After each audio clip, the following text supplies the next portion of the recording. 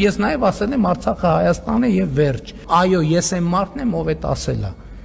Եվ այդ ասելու արդյունքում է, որ մենք հասել ենք այս կետին։ Եվ սա լավ կետ է։ Սա ինքնախոստովանական ցուցմունք է սույն անձի կողմից,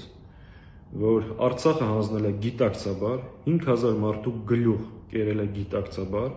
150,000 մարդու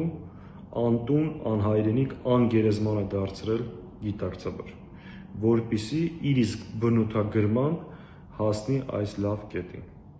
Խնդրում եմ ուշադրություն, եթե մինչև հիմա Նիկոլ Փաշինյանը ասում էր, որ հայտարարել է Արցախ Հայաստանը եւ վերջ, որովհետեւ այդ ժամանակ այդպես է մտածել եւ այդպես է տեսել հարցերի լուծման ճանապարհը, հիմա շատ ուղիղ ասում է, որ հանձնել է Արցախը, 5000 մարդու գլուխ կերել է, Ադրբեջանի զորքերը բերել նստացրել է Հայաստանի տարածքում այս կետին հասնելու համար։ Եվ այս տեսանյութը նաև նրանց համար է, ովքեր դեռ կարծում են, որ դե խեղճ Նիկոլը ինչ աներ, ամեն ինչ որոշված էր եւ այդպես էլ պետք է լիներ։ Բնականաբար ոչ։ Պատերազմը, պատերազմի արդյունքը, պատերազմի հետևանքները դա Նիկոլ Փաշինյանի կողմից գիտակցված եւ հետեւողական քայլերի արդյունքներ իր բոլոր հետևանքներով։